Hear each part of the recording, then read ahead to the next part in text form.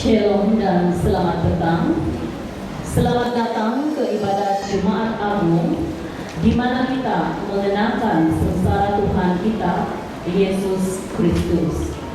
Perayaan ini terdiri dari 3 bahagian, yaitu liturgi sabda, perarakan salib dan penghormatan salib, dan juga komuni kudus. Mari kita sama-sama berlutut bagi memulakan ibadat suci ini.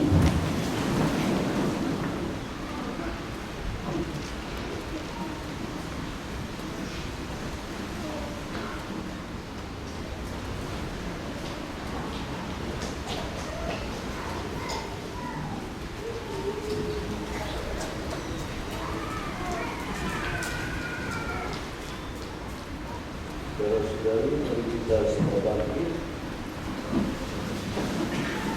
Marilah kita mengucapkan bacaan tentang sengsara Tuhan ini dalam nama Bapa dan Putra dan Roh Kudus. Amin. Marilah kita berdoa. Ya Allah, Tuhan sengsara Kristus, Putra-Mu dan Tuhan kami, Engkau telah membebaskan kami dari kematian, warisan dosa pusaka yang diturunkan kepada seluruh bangsa manusia. Perbahagialah kami menjadi serupa dengan Dia, dan sebagaimana kami membawa dalam diri kami Putra manusia duniawi sejak lahir, demikian pula semoga kami membawa Putra manusia surgawi berkat daya anugerah-Mu yang memutuskan kami dengan perantaraan Kristus Tuhan kami. Amin. Dengar sabda Tuhan. Bawaan dari kitab Yesaya. Beginilah firman Tuhan. Sesungguhnya hamba-Ku akan berhasil. Ia akan ditinggikan, disanjung, dan dimuliakan. Seperti banyak orang tertegun melihat dia.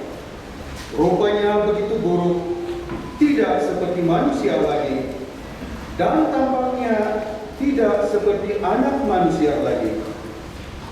Demikianlah ia akan membuat tercengang banyak bangsa, dan raja-raja akan mengatupkan mulutnya melihat dia. Sebab apa yang tidak diceritakan kepada mereka akan mereka lihat, dan yang tidak mereka dengar akan mereka pahami. Maka mereka berkata, siapakah yang percaya kepada berita yang kami dengar? Kepada siapakah tangan kekuasaan Tuhan dinyatakan? Sebagai tarot hamba Yahweh tumbuh di hadapan Tuhan, dan sebagai tunas yang muncul dari tanah kering. Ia dihina dan dihindari orang, seorang yang penuh kesengsaraan dan biasa menderita kesakitan.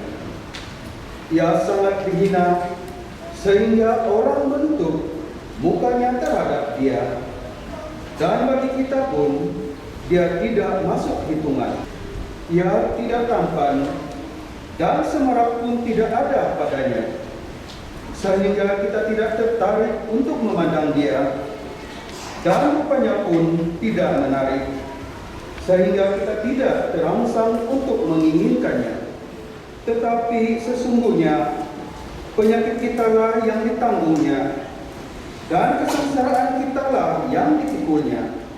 Padahal kita mengira dia kena pula, dipukul dan ditindas Allah. Sesungguhnya dia tertikam oleh karena pemberontakan kita, ia diremukkan oleh karena kejahatan kita. Derita yang mendatangkan keselamatan bagi kita ditimpakan kepadanya, dan oleh bilur-bilurnya kita menjadi sembuh. kita sekalian sesat seperti domba, masing-masing mengambil jalan sendiri. Tetapi Tuhan telah menampakkan kepadanya kejahatan kita sekalian. Dia dianiaya, tetapi dia membiarkan dirinya ditindas dan tidak membuka mulutnya. Seperti anak domba yang dibawa ke pembantaian, seperti induk domba yang keluh di depan orang-orang yang menggunting bulunya, dia tidak membuka mulutnya. Sesudah penahanan dia, penghukuman ia terambil, dan tentang nasibnya, siapakah yang memikirkannya? Sungguh, ia terputus dari negeri orang-orang hidup, dan karena pemberontakan umatku, ia kena pula.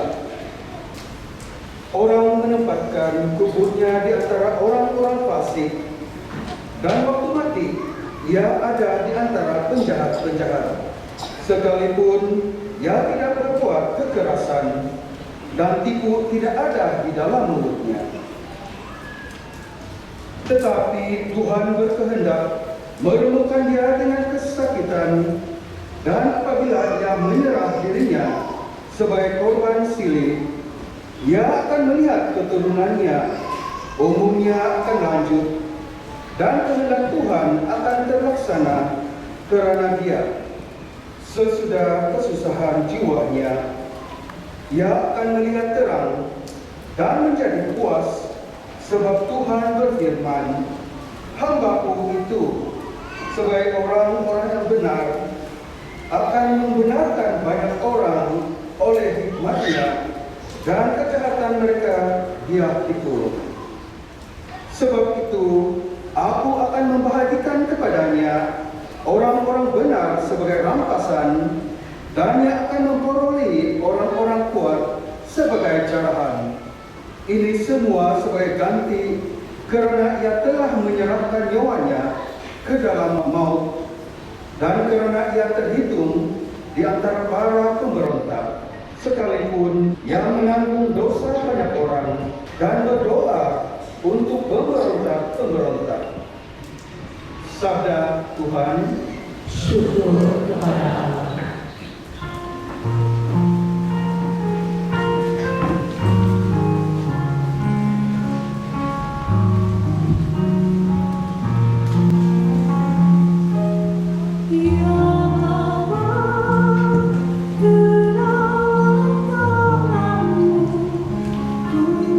Percayakan jiwaku.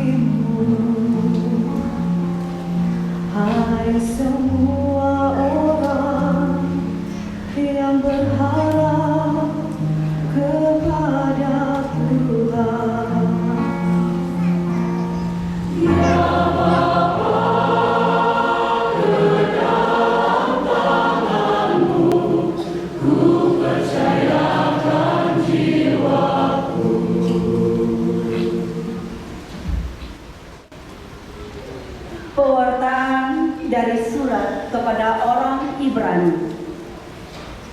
Saudara-saudari, kita sekarang mempunyai Imam Agung yang telah melintasi semua langit, yaitu Yesus Anak Allah.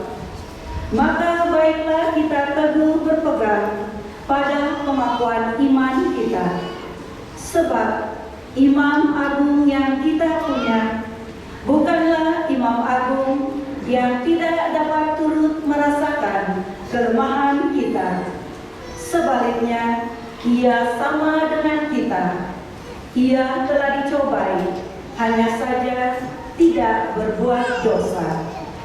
Sebab itu, marilah kita menghampiri takhta kerahiman Allah dengan penuh keberanian, supaya kita menerima rahmat dan menemukan kasih karunia untuk mendapatkan pertolongan pada waktunya. Dalam hidupnya sebagai manusia, Yesus telah mempersembahkan doa dan permohonan dengan ratap tangis dan keluhan kepada Dia yang sanggup menyelamatkannya dari maut. Dan karena kesalehannya, ia telah didengarkan. Akan tetapi, sekalipun anak, ia telah belajar menjadi taat. Ini ternyata dari apa yang telah dideritanya. Dan sesudah mencapai kesempurnaan, ia menjadi pokok keselamatan abadi bagi semua orang yang taat kepadanya. Sabda Tuhan. Syukur kepada Allah.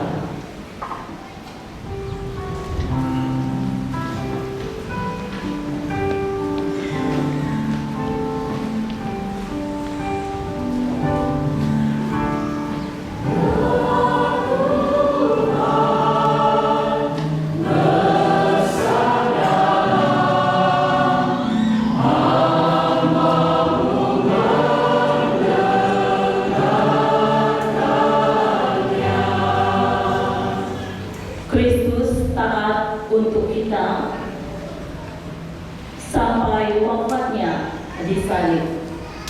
Oleh sebab itulah Allah mengagungkan dia. Nama yang paling luhur dianugerahkan kepadanya.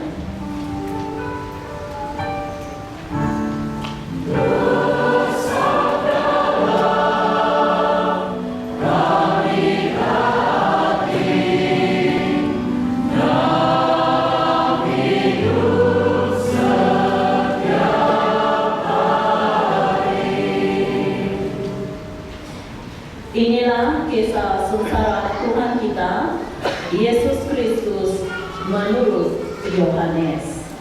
Dimuliakan nama Tuhan. Selesai perjamuan Paskah, keluarlah Yesus daripada ruang perjamuan bersama dengan murid-muridnya, dan mereka pergi ke seberang sungai Kidron. Di situ ada sebuah taman. Yesus masuk ke taman itu bersama dengan murid-muridnya. Yudas yang mengkhianati Yesus juga tahu tempat itu, karena Yesus sering berkumpul di situ dengan murid-muridnya. Maka datanglah juga Yudas ke situ bersama sepasukan askar dan penjaga-penjaga bait Allah yang disuruh oleh ketua para imam dan orang-orang Farisi. Mereka datang lengkap dengan lampu kecil, suluh dan senjata. Yesus tahu semua yang akan menimpa dirinya. Maka dia maju ke depan dan berkata kepada mereka, Siapakah yang kamu cari? jawab mereka, Yesus dari Nazaret. kata Yesus kepada mereka. Akulah dia. Yudas yang mengkhianati Yesus berdiri juga di situ bersama-sama mereka. Ketika Yesus berkata kepada mereka, akulah dia, mundurlah mereka dan jatuh ke tanah. Maka Yesus bertanya pula, Siapakah yang kamu cari? jawab mereka, Yesus dari Nazaret. jawab Yesus, Telah kukatakan kepadamu, akulah dia. Jika aku yang kamu cari, biarkanlah mereka ini pergi. demikianlah terjadi supaya genaplah firman yang telah dikatakannya. Daripada mereka yang engkau serahkan kepadaku, tidak seorang pun yang kubiarkan hilang. Lalu Simon Petrus yang membawa pedang menghunus pedang itu dan menentakkannya kepada hamba imam agung dan memutuskan telinga kanannya. Nama hamba itu Malkus. Kata Yesus kepada Petrus, Sarungkanlah pedangmu itu. Bukankah aku harus minum cawan yang diberikan Bapa kepadaku? maka para askar serta pewiranya dan penjaga-penjaga yang disuruh orang Yahudi itu menangkap Yesus dan membelenggu dia. Lalu mereka membawa Yesus mula-mula kepada Hanas, kerana Hanas adalah mertua Kayafas yang pada tahun itu menjadi imam agung. Dan Kayafaslah yang telah menasihatkan kepada orang-orang Yahudi adalah lebih berguna jika satu orang mati untuk seluruh bangsa. Simon Petrus dan juga seorang murid lain mengikuti Yesus. Murid itu mengenal imam agung dan dia masuk ke halaman istana imam agung itu. Tetapi Petrus tinggal di luar dekat pintu. Maka murid lain tadi yang mengenal imam agung kembali keluar, bercakap-cakap dengan perempuan penjaga pintu, lalu membawa Petrus masuk. Maka kata perempuan penjaga pintu itu kepada Petrus, Bukankah engkau juga murid orang itu? jawab Petrus. Bukan. Sementara itu, hamba-hamba dan para penjaga bait Allah telah memasang api arang, sebab hawa dingin waktu itu, Dan mereka berdiri berdiam di situ. Petrus pun berdiri berdiam bersama-sama dengan mereka. Maka mulailah Imam Agung menanyai Yesus tentang para murid dan tentang ajarannya. Jawab Yesus kepadanya, Aku berbicara terus terang kepada dunia. Aku selalu mengajar di rumah-rumah ibadat dan bait Allah, tempat semua orang Yahudi berkumpul. Aku tidak pernah berbicara sembunyi-sembunyi. Mengapakah engkau menanyai aku? Hanyalah mereka yang telah mendengar apa yang kita katakan kepada mereka. Sungguh mereka tahu apa yang kukatakan. ketika Yesus berkata demikian, seorang penjaga yang berdiri di situ menampar muka Yesus sambil berkata, Begitukah jawabanmu kepada Imam Agung? Jawab Yesus kepadanya, Kalau kataku itu salah, tunjukkanlah salahnya. Tetapi jikalau benar, mengapa engkau menampar aku? Lalu Hanas mengiring Yesus terbelenggu kepada Kayafas Imam Agung. Simon Petrus masih berdiri berdiam. Kata orang-orang di situ kepadanya, Bukankah engkau juga seorang murid Yesus? Petrus menyangkalnya, katanya, Bukan. salah seorang hamba Imam Agung, keluarga daripada hamba yang telinganya dipotong Petrus, berkata kepadanya, Bukankah engkau kulihat di taman itu bersama-sama dengan Yesus? Maka Petrus menyangkal lagi, dan ketika itu berkokoklah ayam. Keesokan harinya mereka membawa Yesus dari istana Kayafas ke Dewan Pengadilan. Ketika itu hari masih pagi. Mereka sendiri tidak masuk ke Dewan Pengadilan itu supaya jangan mengotorkan diri, sebab mereka hendak makan Paskah. Sebab itu Pilatus keluar mendapatkan mereka dan berkata, Apakah tuduhanmu terhadap orang ini? Jawab mereka kepadanya, Jika dia bukan penjahat, kami tidak menyerahkannya kepadamu. kata Pilatus kepada mereka, Ambillah dia dan hakimilah dia menurut hukum Tauratmu. kata orang-orang Yahudi itu. Kami tidak dibenarkan membunuh seseorang. Demikianlah terjadi supaya genaplah firman Yesus yang dikatakannya untuk menyatakan bagaimana ia akan mati. Maka kembalilah Pilatus ke gedung pengadilan, lalu memanggil Yesus dan bertanya kepadanya. Engkau menikah sebagai orang Yahudi?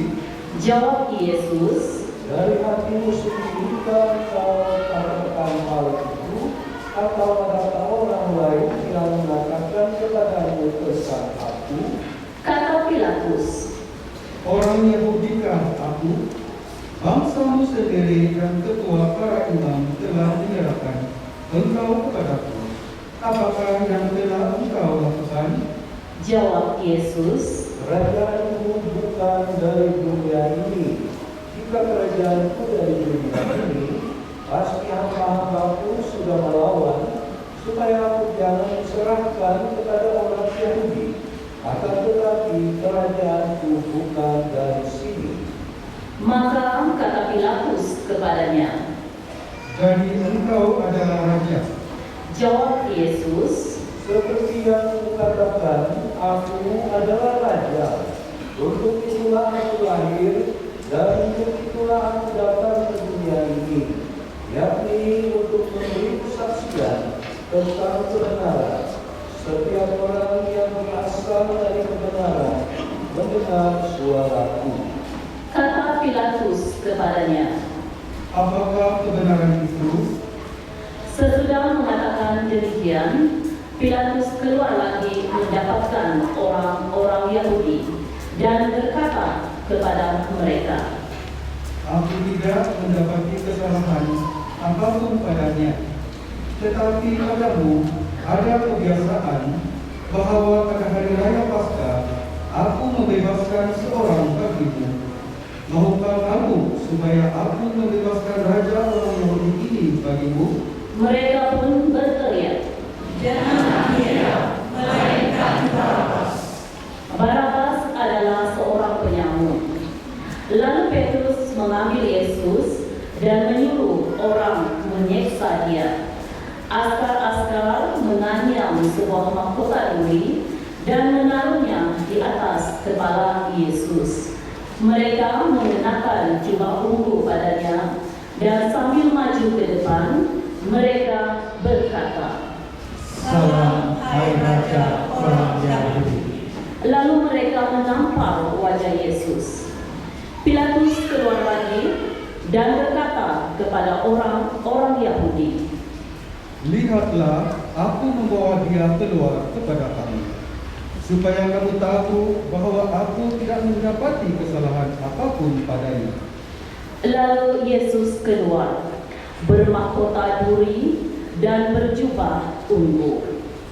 Maka kata Pilatus kepada mereka, Lihatlah manusia ini.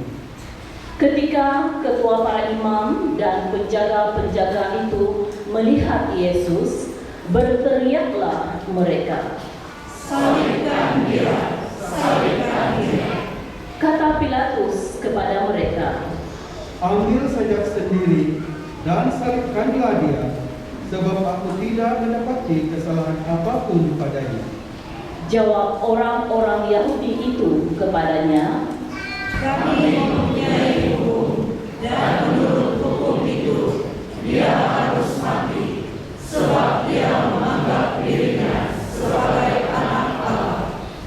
Ketika Pilatus mendengar perkataan itu, bertambah takutlah dia. Lalu dia masuk pula ke dewan pengadilan dan berkata kepada Yesus. Dari manakah asalmu? Tetapi Yesus tidak memberi jawaban kepadanya. Maka kata Pilatus, Tidakkah engkau mampu berbicara dengan aku? Tidakkah engkau tahu bahwa aku berkuasa untuk membebaskan engkau dan berkuasa juga untuk menyalibkan engkau? Yesus menjawab, Engkau tidak mempunyai kuasa apapun terhadap aku, kalau kuasa itu tidak diberikan dari atas. Sebab itu dia yang menyerahkan aku kepadamu lebih besar dosanya. Sejak itu, Pilatus berusaha untuk membebaskan Yesus. Tetapi orang-orang Yahudi berteriak, Jika engkau membebaskan dia, engkau bukanlah sahabat Kaisar. Setiap orang yang menganggap dirinya raja melawan Kaisar. ketika mendengar perkataan itu, Pilatus menyuruh Yesus keluar. Lalu dia duduk di kerusi pengadilan di tempat yang bernama Litos Trotos. Dalam bahasa Ibrani, Gabata. Hari itu ialah hari persiapan Paskah, kira-kira jam 12. Kata Pilatus kepada orang-orang Yahudi itu, Inilah rajamu. maka berteriaklah mereka, Enyahkan dia, enyahkan dia, salibkan dia. Kata Pilatus kepada mereka, Haruskah aku menyalibkan rajamu? jawab ketua para imam, Kami tidak mempunyai raja selain Kaisar. Akhirnya Pilatus menyerahkan Yesus kepada mereka untuk disalibkan dan mereka menerima Yesus. Sambil memikul salibnya, Yesus dibawa keluar kota ke tempat yang bernama Tengkorak. Dalam bahasa Ibrani, Golgota. Di situ Yesus disalibkan dan bersama dengan dia disalibkan juga dua orang lain sebelah menyebelah, Yesus di tengah-tengah. Pilatus menyuruh memasang juga tulisan di atas kayu itu, bunyinya, Yesus orang Nazaret, Raja orang Yahudi. Banyak orang Yahudi membaca tulisan itu sebab tempat Yesus disalibkan itu letaknya dekat kota dan kata-kata itu tertulis dalam bahasa Ibrani, Latin, dan Yunani. Maka kata ketua para imam kepada Pilatus, "Jangan engkau menulis Raja orang Yahudi, tetapi dia mengatakan, Aku adalah Raja orang Yahudi." Jawab Pilatus, "Apa yang kutulis tetap tertulis." Setelah askar-askar menyalibkan Yesus, mereka mengambil pakaian Yesus lalu membahaginya menjadi 4 bahagian. Masing-masing askar 1 bahagian. Jubah Yesus pun mereka ambil, tetapi jubah itu tidak berjahit, dari atas sampai ke bawah merupakan 1 tenunan utuh.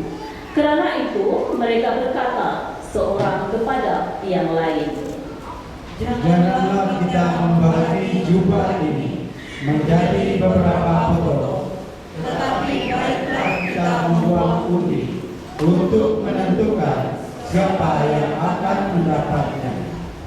Demikianlah terjadi supaya genaplah yang tertulis dalam kitab suci. Mereka membahagi-bahagi pakaianku di antara mereka dan membuang undi di atas jubahku. Hal itu telah dilakukan oleh askar-askar itu.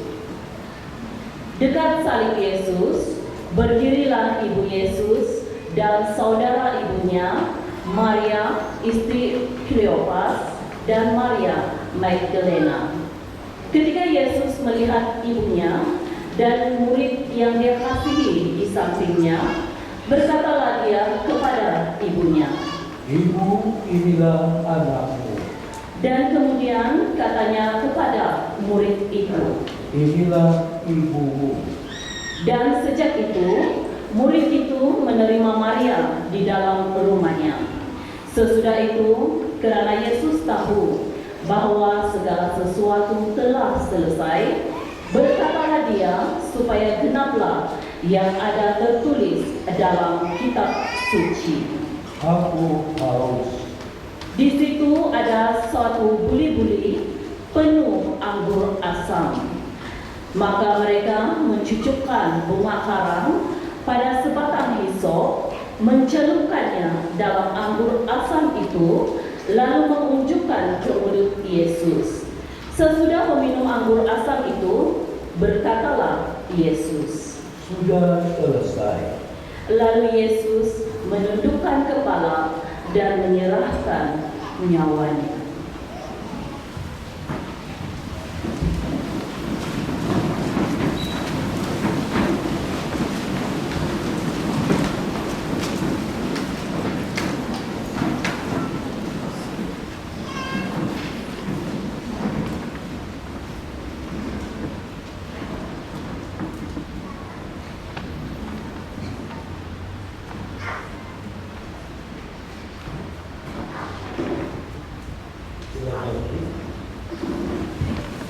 Berdiri terus.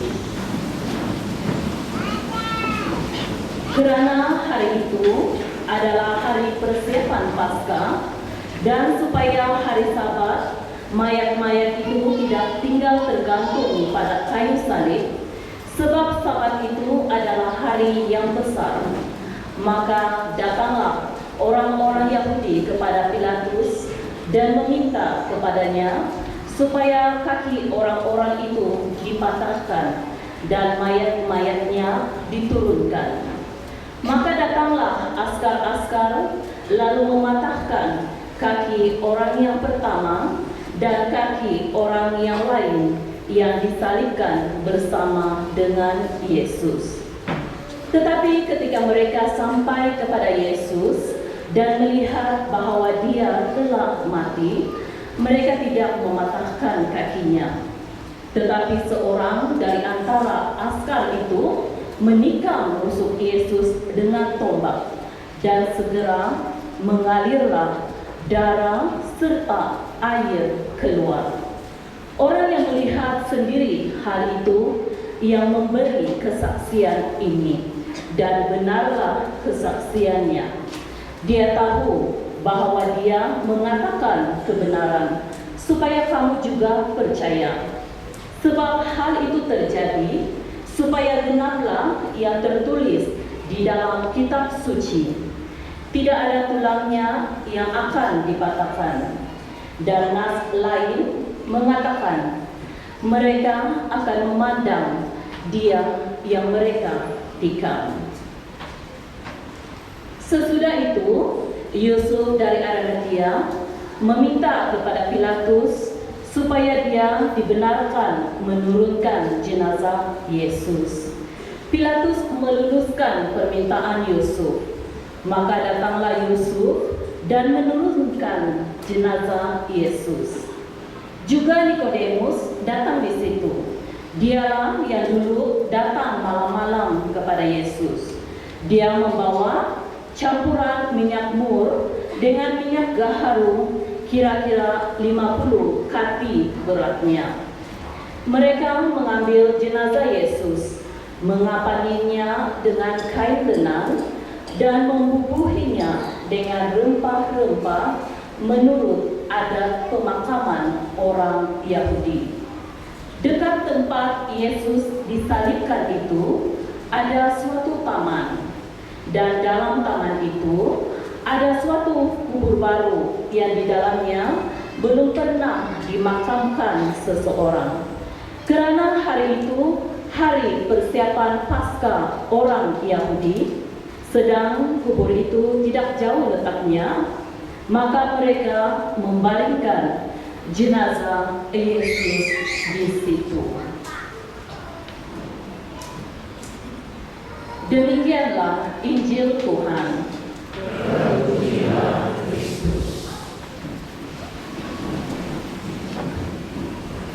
Saudara-saudari yang saya kasih dalam Kristus, memang Injil kita pada hari Jumat Agung ini biasa panjang, tetapi kita berharap agar walaupun ianya panjang dapat membawa kita merenung apa yang telah dialami oleh Yesus dengan kesengsaraan dan kematian di kayu salib, untuk mengungkapkan cinta kasih-Nya yang sepenuhnya bagi kita umat manusia yang perlu diselamatkan dari kuasa dosa. Saudara-saudari, semalam kita telah merayakan malam perjamuan terakhir yang dilakukan Yesus bersama murid-muridnya.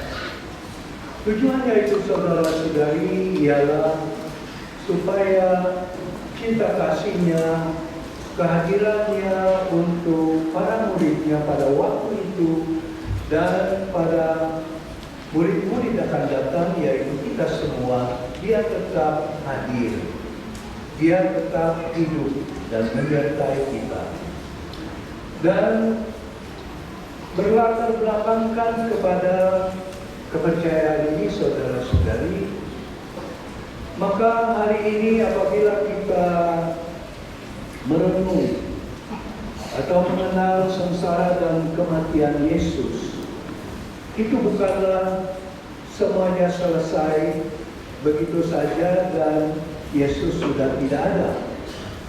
Tetapi Yesus akan bangkit dan Dia akan tetap terus bersama kita. Dan apa yang dialami waktu lalu, saudara-saudari, secara fisikal Dia tetap masih mengalami itu juga pada masa kini. Maksudnya, saudara-saudari, penderitaan Yesus tetap masih berlaku, kesengsaraannya, penyalibannya. Karena Dia hadir di tengah-tengah kita. Dia hadir pada kita manusia, setiap pribadi. Dan Dia hadir melalui alam ciptaannya. Dia hadir kepada kita melalui Ekaristi, melalui sabdanya. Dan kalau kita tidak peka terhadap perkara ini saudara-saudari, kehadiran Yesus secara pribadi menyertai kita tiap-tiap hari. Boleh jadi kita akan meneruskan kesengsaraan Yesus dari diri kita sendiri untuk orang lain. Dan sebab itu saudara-saudari, kesempatan ini perlulah kita ingat bagaimana kita dapat mengungkapkan kasih kita kepada Yesus, bukan apa yang telah kita dengar sebagai sejarah, tetapi sekarang ini Yesus hidup, Yesus ada di tengah-tengah kita. Janganlah kita meneruskan tindakan-tindakan yang meneruskan kesengsaraan dan kematian Yesus melalui perbuatan kita terhadap sesama kita, terhadap Allah ciptaan Tuhan, dan seterusnya. Marilah kita mohon saudara-saudari agar kita sentiasa peka terhadap kehadiran Tuhan, dan sepanjang perjalanan hidup kita agar kita sentiasa memandang ke arah salib Yesus yang mengingatkan kita penderitaan yang dilakukannya demi cita kasihnya kepada kita, dan supaya kita tidak mengulang lagi penyaliban Yesus di tempat kita sendiri.